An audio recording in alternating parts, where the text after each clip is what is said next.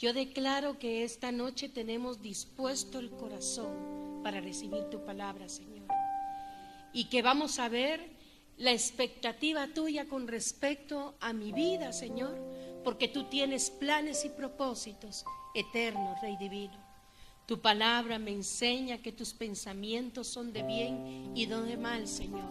Y que yo tengo en ti, bendito Rey, un futuro y tengo una esperanza.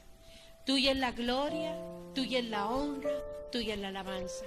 Declaramos que nuestro corazón es tierra fértil para recibir de tu palabra y que tú obras, Señor, conforme a tu bondad y tu eterna misericordia. Disponemos el corazón para recibir de ti.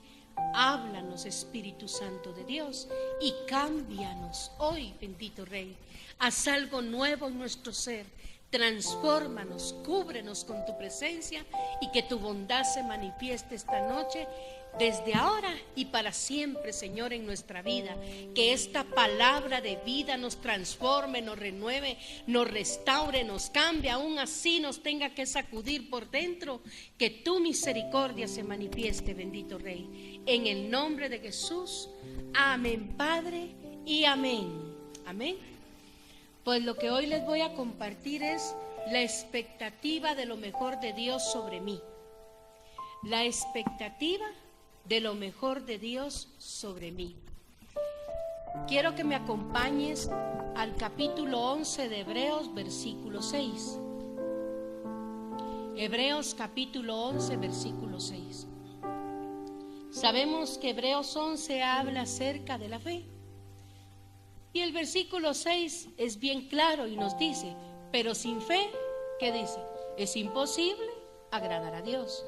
Porque es necesario que, dice, que el que se acerca a Dios crea que le hay y que Él es galardonador de los que le buscan, ¿sí?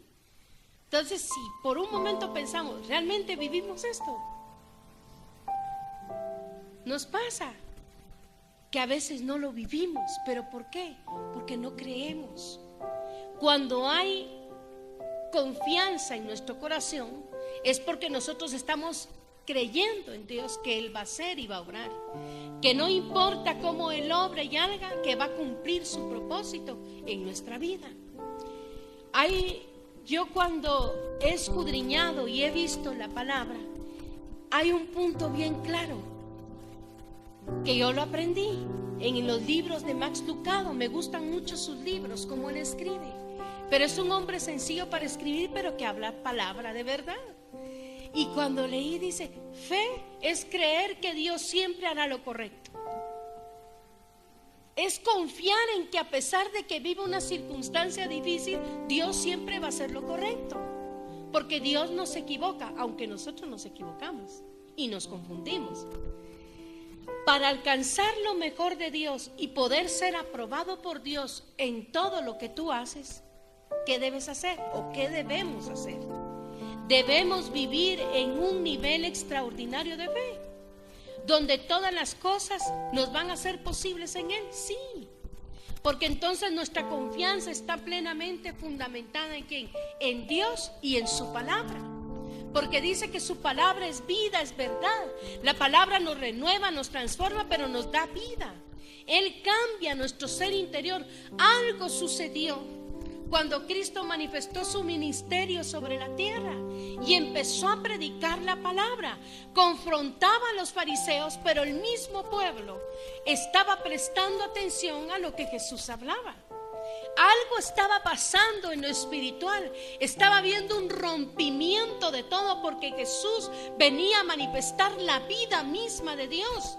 Jesús mismo declaró de Él: yo soy el camino, la verdad y la vida. Nadie viene al Padre si no es por mí. Pero algo estaba pasando, algo cambió en el ser interior de las personas. Para que nosotros podamos alcanzar lo mejor de Dios y ser aprobados por Él, debemos vivir en fe. ¿Por qué? Porque fe es confiar en Él, confiar en Dios y confiar en su palabra, porque Él no se equivoca. Cuando los ojos del Señor entonces están puestos sobre nuestra vida o sobre tu vida personal, lo vamos a llevar así. Cuando los ojos del Señor están puestos sobre ti, Ese es un punto. Este es el tiempo en que la iglesia debe aprender a observar milagros. Si nosotros no reconocemos que solo Dios puede hacer los milagros y no los observamos, estamos perjudicados, porque vemos como los demás cualquier día como común y corriente. Lo mismo todos los días, tengo que ir a estudiar, tengo que ir a trabajar, tengo que ir a la iglesia, lo vemos todo igual. Y no le vemos en sí la esencia del milagro a cada día, porque no los observamos, en vez de estar viendo otros problemas. Porque lo primero que vemos son las crisis, los problemas, las situaciones difíciles que a veces muchos viven y aún vivimos. Pero el problema es que no percibimos más allá de lo que Dios quiere que nosotros percibamos. La palabra nos dice que cuando nos proponemos servir a Dios, Él nos va a hacer prosperar. Significa que repentinamente podremos lograr lo que no se podía alcanzar anteriormente, porque para Dios no hay nada imposible. Esa es nuestra realidad. Antes no podíamos alcanzar porque estábamos como detenidos. ¿Por qué? No le conocíamos a Él. Pero conocimos al Cristo vivo que nos cambió, nos transformó, nos renovó, nos restauró, nos hizo, dice: el que está en Cristo, nueva criatura es. He aquí todas las cosas viejas pasaron y son hechas como nuevas. Nos hizo de nuevo, nos volvió a la situación como Dios quería que volviéramos, que estábamos al principio como estaba Adán, en su relación directa con Dios. ¿Y a través de quién? De Cristo. Si nos ha parecido imposible muchas cosas, para Dios no hay nada imposible. Y ahora podemos alcanzar en Él. Deuteronomio capítulo 28, versículo 8. Deuteronomio 28, 8 dice lo siguiente: pero grábalo en lo profundo de tu corazón y no lo olvides ni en tu mente ni en tu alma. Jehová te enviará su bendición sobre tus graneros y sobre todo aquello en que pusieres tu mano, y te bendecirá en la tierra que Jehová tu Dios te da. Dice que Dios te va a bendecir en todo lo que toques. Sí, todo lo que toques va a ser como bendecido. Él te va a hacer prosperar. No es el hombre, ¿quién es? Es Dios. No importa si tu crianza fue negativa, si tu familia vivió cosa mala tras otra. Tal vez ninguno de tus parientes se graduó de la universidad. Esto no tiene que ser tu caso, porque puede que no haya dinero, pero Dios proveerá todo lo que necesitas. Si tú deseas en tu corazón prepararte para amarlo y servirlo a Él, Dios te va a agregar todo lo que necesitas. Él hará que tus esfuerzos prosperen en Él y no te vas a detener, porque Él te va a hacer prosperar. Mire pues, ¿cómo es el apóstol Juan? Le llaman el apóstol del amor. En tercera de Juan, que solo tiene un capítulo, yo lo llamo capítulo 1, versículo 2. Juan le está hablando al anciano Gayo, el amado, a quien amo en la verdad, dice el primer versículo. Juan, el anciano Gayo, el amado, a quien amo en la verdad. Amado, ¿qué le dice? Yo deseo que tú seas prosperado en todas las cosas y que tengas salud, así como prospera tu alma. ¿No desea eso Dios también para nosotros? Dios anhela que nosotros prosperemos, que caminemos, que avancemos, que alcancemos en Él, porque Él no miente, porque Él va a bendecir todo lo que tú toques. Él te va a hacer prosperar en Él. Es posible que tus circunstancias, hasta en este mismo día, puedan ser malas, pero cuando los ojos de Dios están sobre ti, entonces tenemos que entender esto: todo lo que tú toques va a ser bendecido. Todo lo que cualquiera diga que usted no puede hacer, usted va a comenzar a andar en ello con la capacidad sobrenatural que Dios le da, porque no es usted, es Dios en usted. Cuando los ojos de Dios se posan sobre la vida de una persona o sobre tu vida, vas a tener que comenzar a esperar los milagros en Dios, porque vas a ver su mano día tras día, noche tras noche. Dirás: gracias, Padre, porque he visto tu provisión, tu mano de amor y misericordia sobre mi vida. Tú estás haciendo que yo prospere y camine en tu propósito. La palabra nos dice que Dios nos observa cuidadosamente. Como hijos, ¿qué dice la palabra? Que somos como la niña de ¿qué? De sus ojos. El Salmo capítulo 17, versículo 8. Mire el salmista hasta qué punto llegó con Dios. Esto es él diciéndoselo a Dios. Salmo 17, 8, ¿qué habla? Guárdame como a la niña de ¿qué? De tus ojos. Escóndeme bajo la sombra de ¿qué? De tus alas. Esto es Reina Valera 1960. Pero yo también busqué NBI, Nueva Versión Internacional. Cuídame como a la niña de tus ojos. Escóndeme bajo la sombra de ¿qué? De tus alas. Mire pues, si alguien le quiere pullar el ojo, ¿usted se va a dejar? Cuida a la niña de sus ojos, sí. Y el salmista le está diciendo a Dios: guárdame como a la niña de tus ojos. ¿Cómo? Porque somos preciados para Él, somos amados por Él, somos deseados por Él, porque Él nos hizo con un plan, con un propósito, y Él quiere que nosotros caminemos en ese plan y en ese propósito. La palabra nos habla, como hablaba al principio cuando oraba, Jeremías 29:11: yo sé los pensamientos que tengo con respecto a ustedes. Entonces esto lo voy a personalizar. Yo sé los pensamientos que tengo con respecto a ti.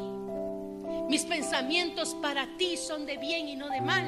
En mí tú tienes un futuro y tienes una esperanza.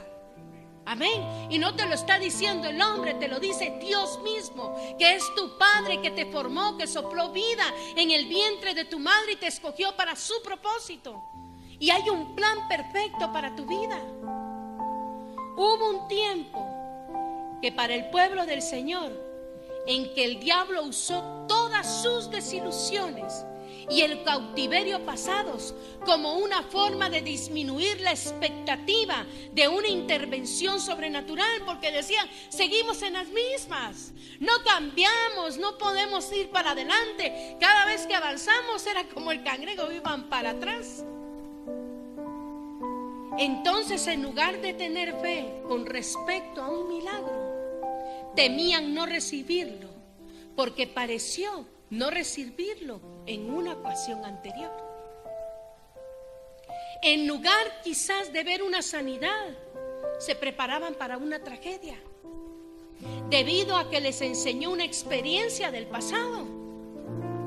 Decimos que creemos en Dios, pero Dios nos observa.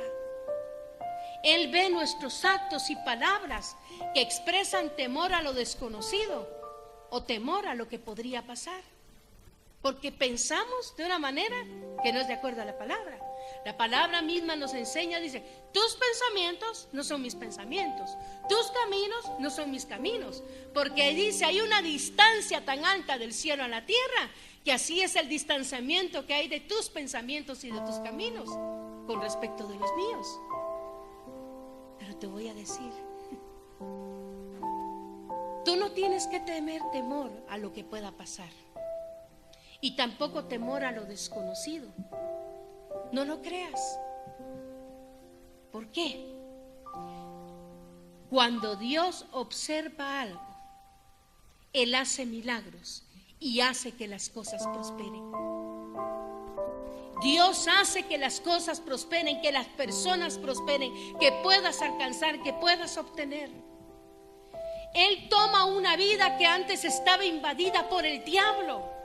La misma palabra dice que Él nos trasladó del reino de las tinieblas a su luz que admirable, ¿Para qué? Para que anunciemos las virtudes, dice la palabra. Esas virtudes es su misericordia, su amor, su poder, su presencia. Cómo me transformó, me renovó, me restauró, me levantó, me mostró el camino por el cual yo debía de andar, y que me enseñó a depender plenamente de Cristo.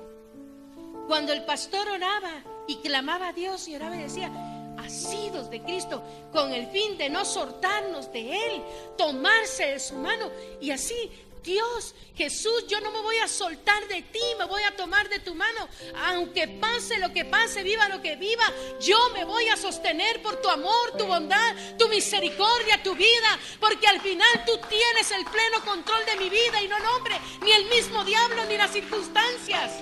Es Él, amén. Tienes que ver a Cristo en tu vida, en cada aspecto. Tienes que sostenerte de Él. Él es el pan de vida. Él es el agua fresca que refresca ¿qué? El alma, que te sacia la sed que tienes. Pero no está hablando de una sed física. Habla de ¿qué? De la sed espiritual de vida que tenemos de Él.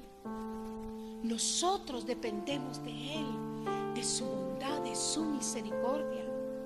Dice, Jesús mismo dijo: separados de mí nada podéis hacer. Entonces imagínate aferrado a Cristo. ¿Qué va a pasar? Todo, amén. Y se va a manifestar su gloria, su poder, su misericordia. Y aún así se levante el mismo infierno en contra tuya, va a enfrentarse a Cristo y no a nosotros, amén. Porque tú estás guardado por su poder, por su amor y su bondad. Él lo prometió. Dijo: no tengan aflicción. No, perdón, en el mundo van a tener aflicción. Confíen, yo he vencido al mundo. He aquí, yo voy a estar con ustedes todos los días hasta el final. Él no miente. Él lo que dijo que va a hacer en nuestra vida lo cumplirá. La palabra dice: fiel es el que lo prometió y cumplirá en vosotros la obra perfecta. Amén. Él va a cumplir su obra en nuestra vida. Él toma una vida que antes estaba invadida por el diablo y la eleva a lo sobrenatural, que es la naturaleza de Dios. Dios no nos observa y luego se cruza de brazos allí en el cielo solo para ver que nos estemos ahogando. Dios no es así. Simplemente para ver cuánto tiempo aguantamos. Eso es lo que la religión nos ha llevado a creer. Pero la verdad es que Él te observa para Él poder ingresar, intervenir milagrosamente en lo que puede realizar por nosotros mismos. Amén. Lucas capítulo 1, 37 declara: porque nada hay imposible para Dios. Amén. Nada hay imposible para Dios. No lo olvides, Lucas 1, 37. Porque nada hay imposible para Dios. Y el motivo por el que no vemos más sobre su intervención, ¿por qué crees que es? Es porque no esperamos que suceda. No hay fe, no confiamos, no creemos. Si Dios nos está observando, entonces debemos cambiar. Dice que sus ojos rodean sobre toda la tierra. A Dios no se le escapa nada. Si puede estar alguien en la China y yo estar aquí, que Dios nos está viendo igual. ¿Me entiende? El diablo no puede hacer eso. Pero Dios sí. Él es omnipresente. Él es omnisciente, sabe qué pensamos, conoce cómo vivimos, sabe lo que anhelamos y deseamos. Si Dios nos está observando, entonces debemos cambiar. ¿Qué estamos observando nosotros? Eso significa cambiar lo que se ve internamente. Entonces comience a observar lo sobrenatural. Vea lo de Dios. Vea lo que Dios tiene. Escudriñe la palabra y llévelo a su vida personal. ¿Acaso no conocemos personas que hacen preguntas como, por ejemplo, ¿por qué parece que no oigo a Dios? ¿O nos pasa a nosotros? Porque yo no puedo oír a Dios. Bien, puede haber una cantidad de razones por las que nosotros creemos no oírlo. Pero yo le voy a decir algo. Dios utiliza a veces las cosas más sencillas para hablarnos, no solo un momento, todos los días. Todos los días usa algo para hablarnos. Pero se comienza por esperar oírlo a Él. Si usted cree que no lo hará, entonces no lo hará. Eso se llama incredulidad. Si usted cree que no lo hará, entonces Él no lo va a hacer. Ese principio se aplica a cada parte de nuestra vida y es absolutamente necesario si es que se va a volver a levantar, que usted observe milagros en vez de observar los problemas. Vea lo que Dios está haciendo con su vida todos los días. No es un milagro que usted vaya y se cumpla la palabra que el salmista le dice: en paz me acostaré y así mismo dormiré, porque solo tú, Jehová, me haces vivir confiado. Yo me acosté y dormí y desperté porque Jehová me sustentaba. ¿No se cumple la palabra? Dormimos. Y dormimos a veces con la panza bien llena. ¿Me entiende? Agradecidos por su bondad y su misericordia. Salmo 145, versículo 14 al 16.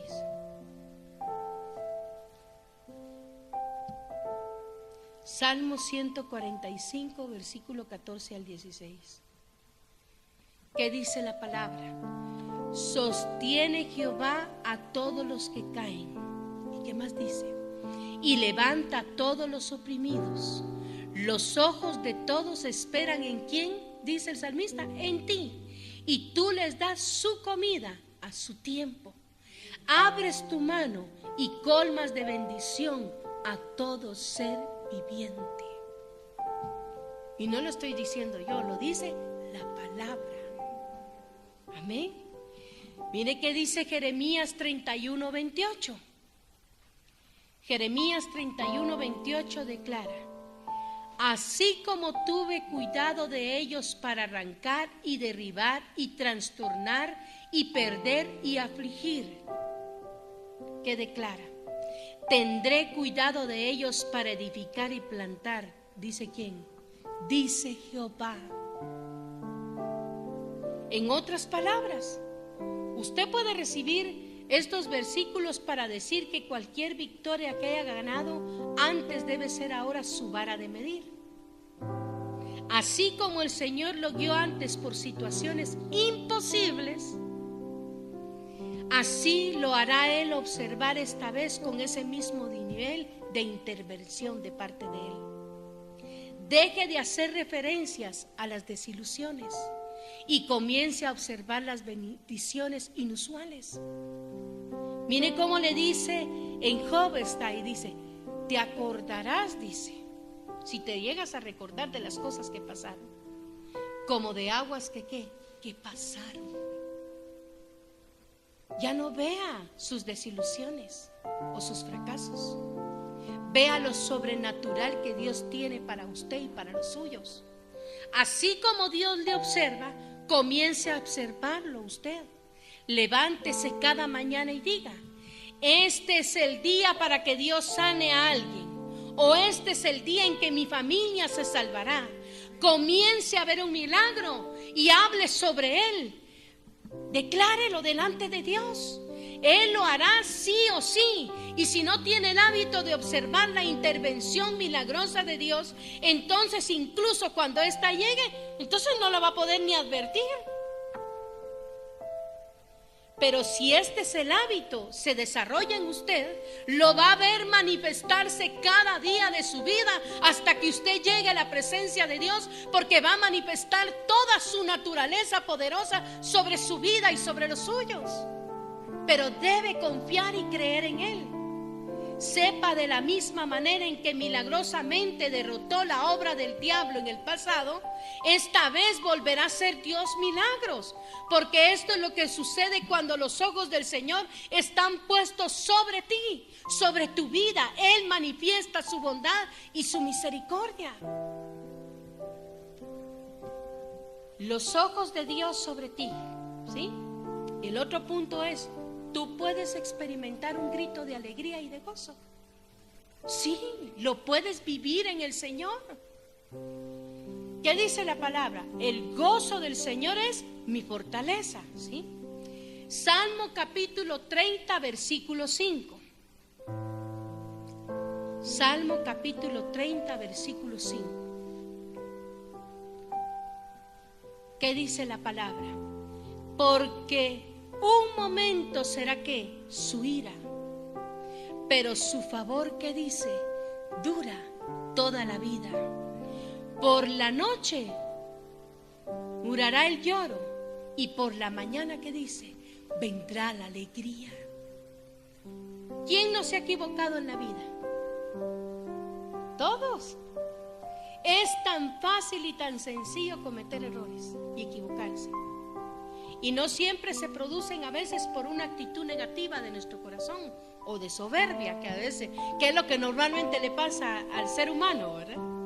En la vida, sino a veces se producen por ignorancia, por falta de sabiduría, por inmadurez propia en el crecimiento espiritual, o por la manera que se va desarrollando nuestra vida y nos confundimos. Tampoco podemos evitar sufrir las consecuencias de habernos equivocado. El dolor de alguna caída siempre duele. Sí, el único que puede sanear el corazón es Él, con su poder, con su amor, su misericordia, con su palabra. ¿Quién no lo ha sufrido?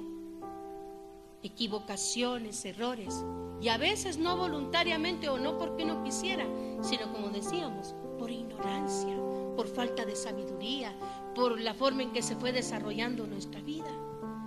Si vemos nosotros, David era un rey que tenía un corazón, dice, conforme al corazón ¿cómo? De Dios. Y él escribió el Salmo. Había sufrido las consecuencias de haberse equivocado, de haber errado. Su experiencia escribió estas palabras: porque por un momento será su ira, pero su favor dura toda la vida. Su favor está durando para nosotros toda la vida. Él tomó una mala decisión y le dio resultados equivocados. Él había comprendido que la mayoría de nuestros errores no solo nos afectan a nosotros, sino que muchas veces dañamos y afectamos, incluyendo a nuestra descendencia, y que por sobre todas las cosas afectamos a Dios y su propósito creador sobre nuestra vida. Un error puede dejar huellas y afectar hasta la 4ª generación. Sí, la palabra dice que Dios visita la maldad de los padres sobre los hijos hasta la 3ª y 4ª generación. Pero también nos declara que cuando le amamos y le servimos, claro que si hemos dejado la manera de vivir, Él bendice hasta 1000 generaciones. Sus consecuencias se pueden perpetuar, pero no es lo que nos dice nuestro texto. El texto nos dice: porque un momento será que su ira. Dios no quiere que perpetuemos las consecuencias de nuestros errores en nuestra vida ni en los nuestros. Él sí quiere que tomemos conciencia de que nos hemos equivocado y que ello puede producir una reacción para bien sobre nuestra vida y sobre los nuestros. Dios nos ama, eso tiene que estar claro para nosotros. Él nos perdona y no es su voluntad que carguemos el sufrimiento. Él mismo dice: traigan todas sus cargas ante mí, a sus pies las cargas. El dolor perpetuamente, su voluntad es darnos su favor y que dure como toda la vida. Lucas capítulo 15 del versículo 11 al 32, solo se lo voy a resumir porque es la parábola del hijo pródigo, ¿sí? Jesús cuenta la historia e ilustra el corazón de Dios como padre. Un hijo exigió a su padre su parte de la herencia y se fue lejos, como dice la palabra, a disfrutarla y a vivir perdidamente con sus amigos hasta que todo, que dice, se le acabó. Este error le trajo dolor y pesar y le hizo olvidar sus alegrías pasajeras y lo sumió en un pozo de desesperación. ¿Es así? Y él podría haber decidido nunca regresar a la casa del padre, haber muerto y condenado a su descendencia, ¿cómo? A la miseria, a la vagancia, y se vio obligado a cuidar cerdos, por lo que escudriñamos en la palabra. Y mientras que en casa de su padre había abundancia, y aún el más pequeño de los empleados disfrutaba de la protección que él ya no tenía. Él pisoteó su orgullo. ¿Y qué hizo? Reaccionó para bien. Reconoció su error delante del Padre y decidió que volver ¿a dónde? A su casa y pedir que perdón. ¿Y qué sucedió? Produjo alegría en su casa. Su padre lo abrazó. ¿Y qué dice la palabra? Lo restauró. Hizo fiesta cuando volvió. Él pudo experimentar un grito de alegría, un grito de gozo en su ser interior. La palabra nos relata otra historia similar. Un hijo que engañosamente se apodera de la primogenitura de su hermano y obtiene la bendición de su padre Isaac, Jacob. El engañador, su error significó huir de su hermano, quien solo quería darle muerte, y durante 20 años tuvo que vivir como lejos de su hogar, y no pudo estar presente en la muerte de su madre. Llevó una vida llena de vaivenes, desilusiones, y sufrió las consecuencias de la forma de vivir. Nunca pudo escapar de las consecuencias de sus errores, los pagó con creces, hasta que inevitablemente debió enfrentarse cara a cara con Dios. Y fue una noche dura para él. Jacob peleó con Dios. ¿Sabe por qué? Porque hasta para uno mismo no es fácil reconocer las faltas y humillarse delante de Dios. El orgullo es siempre nuestro mayor enemigo. Jacob experimentó el versículo. Dios le transformó y le consoló en su dolor. Por la noche durará el lloro y a la mañana vendrá la alegría. Jacob experimentó la alegría del perdón y de la transformación ¿de qué? De sus circunstancias, y pudo volver ¿cómo? A la tierra, disfrutar a su padre y establecerse ¿cómo? Con su familia. Pudo experimentar en su vida un grito de gozo, un grito de alegría. Dios no quiere que perpetuemos nuestro dolor. Dios quiere que gocemos delante de Él, que disfrutemos de su presencia, de su amor, de su misericordia. Dios no quiere que perpetuemos nuestros sufrimientos, nuestras amarguras o frustraciones, que son muchas veces producto de errores cometidos. Como le digo, a veces no voluntariamente, pero sí por ignorancia o falta de sabiduría para vivir. Él sí quiere que tomemos conciencia de ellos y que reaccionemos para bien. La palabra dice en Proverbios capítulo 28 versículo 13 lo siguiente. Proverbios 28, 13. El que oculta sus pecados, ¿qué dice? No prosperará, pero el que los confiesa y se aparta de ellos alcanzará ¿qué? Misericordia. Amén.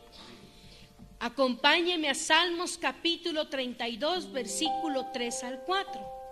Salmos capítulo 32 versículo 3 al 4. Es el salmista David. Y mire lo que escribe. Mientras callé, se envejecieron ¿qué? Mis huesos en mi gemir todo el día, porque de día y de noche, ¿qué dice? Se agravó sobre mí tu mano, se volvió mi verdor en sequedales ¿de qué? De verano. ¿Por qué proseguir en esa actitud? Si Dios puede y quiere perdonar y restaurar y renovar en ti la alegría de vivir, levántate y dejen que su luz traiga favor que te durará toda la vida. Amén. Levántate delante de Él y permite que Él obre y haga en tu vida. Él quiere ser tu visión y tu sentido para tu vida personal. En Cristo hay todavía esperanza y hay fe. Amén. Tú puedes experimentar un canto de gozo, un grito de alegría en tu vida si realmente aplica lo que Hebreos 12:2 dice: puesto los ojos en ¿quién? En Jesús, el autor y consumador de nuestra fe. Puestos tus ojos en Él, amén. Entonces analicemos por un momento. Si Él te está observando y está tan cercano a ti, puedes experimentar con Él un grito de alegría y de gozo. Amén. Porque nosotros somos los protagonistas de la historia en Dios. Amén. Algo extraordinario está por sucederte y Dios lo va a hacer, no el hombre. Lo que tu mente no comprende por la magnitud y grandeza está golpeando hoy a la puerta de tu vida, de tu corazón, diciéndote: Dios, yo tengo el control, yo estoy contigo, no te dejo, no te abandono, no te desamparo. Amén. Yo te voy a levantar y voy a hacer en ti. En Jueces capítulo 8, versículo 18, dice lo siguiente. Jueces 8:18. Luego dijo a Seba y a Salmuna, reyes de Madián: ¿qué aspecto tenían aquellos hombres que matasteis en Tabor? Y ellos respondieron: como tú, así eran ellos, cada uno parecido hijo de rey. El enemigo conoce a los protagonistas de la historia, y esta palabra nos enseña cómo nos ven las tinieblas. Nos enseña cómo te ven tus mismos problemas y tus adversarios. Cómo cada uno parecía hijo de rey. Tú eres hijo e hija de rey, amén. Tú debes entender, la palabra dice que eres real sacerdocio, linaje escogido, amén. Que Él te escogió, te llamó para su propósito. Su misericordia se manifestará a ti. Tienes que entender esto. Nosotros somos un problema para los problemas, y por eso las tinieblas usan los problemas para dominar lo que para ellos es un problema. Entonces te tienes que parar. Tú eres el protagonista en la historia del Señor, amén. Si tú observas la Biblia, es un reflejo de la lucha que existe, porque ¿quién va a ser el protagonista de la historia? Por eso la Biblia está escrita de tal manera que a cada de una de las páginas hay siempre un conflicto, pero Dios derrama su gloria y su poder, no para que exaltemos al diablo hablando del conflicto, no es para eso, sino para que veamos que en cada conflicto siempre protagonista de la historia es Dios, pero cuidando de sus hijos que también son protagonistas. Amén. Tú eres hijo, hija del rey. ¿Por qué crees que en los tramos finales, en Apocalipsis 22 del versículo 12 al 13, aparecen estas palabras? He aquí que yo vengo pronto, y mi galardón conmigo, para recompensar a cada uno según sea que su obra. Yo soy el alfa y la omega, el principio y el fin, el primero y el último. Porque Dios es el protagonista final de la historia, pero sus hijos también lo son. El secreto de los grandes es cómo seguir adelante. Los protagonistas, ¿qué hacen? Siguen. La adversidad es la escuela de los milagros. ¿Qué quiero decirte con esto? Que Dios tiene el control de todo. Que algo estás aprendiendo en medio de la adversidad que estás viviendo, que el milagro se está desarrollando en medio de la adversidad, y que la manifestación de la gloria de Dios va a ser evidente sobre ti y sobre los tuyos, que Dios no te deja ni te desampara, y como Él prometió proveer, lo dará. Todo lo que necesites, la provisión espiritual, la provisión para tu alma, la provisión en lo físico, la provisión en lo material, vendrá del Señor. Por eso no te debes dejar vencer por la tentación de ser un espectador, porque quiere hablarte un poco la tentación. Sí, la tentación va a venir a poner a prueba tu fe. Si la tentación vence, tu interior se va a debilitar. Y si la destrucción interna se hace real, ¿qué va a pasar? Morimos. Pero si tú resistes y vences, el diablo sabe cómo tentarte, porque ese es su trabajo. No le puedes pedir que no lo haga, porque eso es lo que mejor le sale. Ahora, ¿Cuáles deben ser tus cualidades? Siempre debes participar en el Señor, debes caminar con Él. Aunque cayeras, vuelve a levantarte. Tienes una visión más allá de lo demás. Tienes un lenguaje en tu vida personal de victoria. Tú te sometes al gobierno del Espíritu Santo. Tu vida es un compromiso total, no con el hombre, sino con Dios. Se termina convirtiendo en una herramienta de cobertura para los tuyos. Lo que comienza bien debe terminar bien, como el pastor compartía. Al final, los sueños en Dios, siempre, las historias en Dios, siempre tienen un final feliz. Amén. Establezco esto porque estamos mal acostumbrados a lo contrario. Es más común ver que se empieza bárbaro, pero se termina mal. O que se empieza con toda la pompa y el deseo y de repente se desinfla. Pero hoy te voy a decir lo que Dios puso en mi corazón.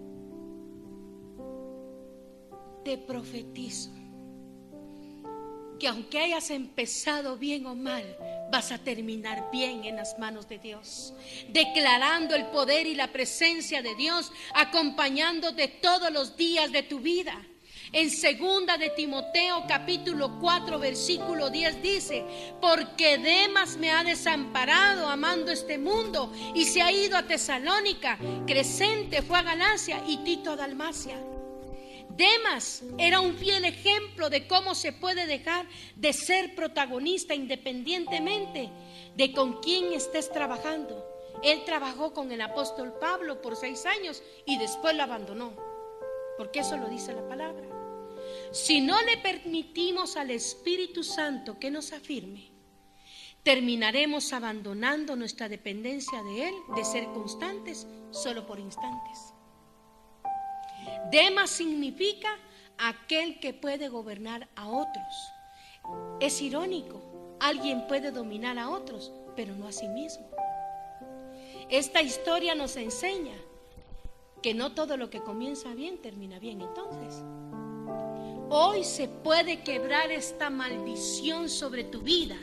Si empiezas bien, vas a terminar bien, pero aunque hayas empezado mal y en el camino corregiste tu vida, vas a terminar bien en las manos de Dios. Si entiendes que tú eres hijo o hija del Rey, Dios te va a hacer mantener firme a pesar de la adversidad, de la circunstancia, de la lucha, de la prueba, con el único fin de que tú termines bien para comenzar a ser protagonista de la historia. Debes ser fiel en tiempos difíciles, fiel en tiempos difíciles. Nunca pierdas la fidelidad a Dios, hacia lo que haces, hacia el ministerio. En el tiempo difícil debes sacar tu calidad espiritual. No hablo de ánimo, el ánimo es normal que baje en momentos difíciles, pero sí la calidad espiritual se mantiene en el Señor, porque a pesar de que estés en las pruebas, ves los milagros de Dios y reconoces que no es el hombre, sino es quien, Dios. El amor hacia Dios, el amor hacia el servicio debe ser excelente. Esto es ser fiel a Dios, que fue en quien te llamó, y aún a los que te han formado en lo espiritual. Debemos aprender esto. Este tiempo que vivimos en la tierra es un tiempo difícil, donde parece que las tinieblas son las que gobiernan y muchos comienzan a alejarse de Dios. Dice que Pedro le seguía como la palabra de lejos. Los protagonistas, pase lo que pase, siempre quieren estar. Tenemos que estar al frente. No somos de los que dan marcha atrás. Isaías capítulo 60 versículo 1 al 2 nos motiva lo siguiente. Isaías capítulo 60 versículo 1 al 2. Y te declaro en el nombre de Jesús: levántate, resplandece, porque ha venido tu luz y la gloria de Jehová ha nacido sobre ti. Porque aquí que tinieblas cubrirán la tierra y oscuridad las naciones, mas sobre ti amanecerá Jehová y sobre ti será vista su gloria. Te bendigo en el nombre de Jesús. No temas, el plan que Dios tiene para tu vida es grande. Es un plan de vida, es maravilloso. Cuantas más tinieblas te rodeen, más el Espíritu Santo te levantará, te fortalecerá, te llenará de su presencia y te llevará y te manifestará la gloria del Dios Altísimo sobre ti y sobre los tuyos en el nombre de Jesús. Bendigo tu vida. Declaro sobre ti la providencia de Dios, la provisión, su misericordia, su amor, su bondad todos los días de tu vida. Y entiende esto: la expectativa de lo mejor de Dios sobre tu vida. Él te está observando y te está viendo, y puedes declarar un grito de victoria, de gozo desde tu ser interior, porque Él lo va a hacer en ti. No importa cómo haya sido tu inicio, al final todo va a ser bien en Dios. Dios te guarde, te bendiga y te prospere en el nombre de Jesús.